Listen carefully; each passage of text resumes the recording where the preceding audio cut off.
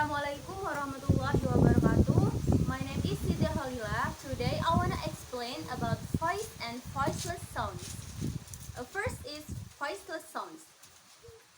Voiceless sound is if the vocal are apart during airflow, the air freely through glottis and supraglottal cavities.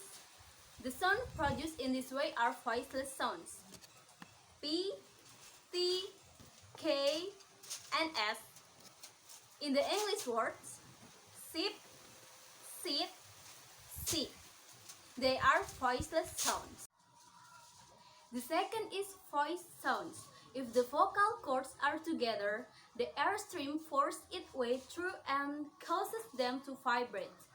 Such sounds are voiced and are illustrated by the sounds B, D, G, and Z.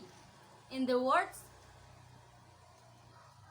bit, date, gate, cap, cut, cock, and desk.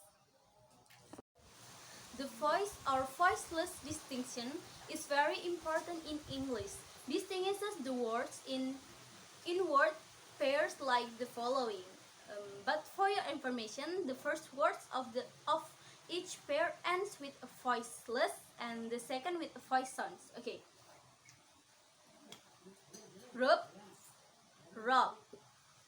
Fade, fade. Rock, rock. Read, read. And read. Another example of voiced and voiceless sound is fine and vine, and seal and zeal, choke, choke, and joke, pit and beat, toads and dote, toad and dote. And next is kale, kale, and gale. Okay, that's all from me. Thank you for your attention. Wassalamualaikum warahmatullahi wabarakatuh.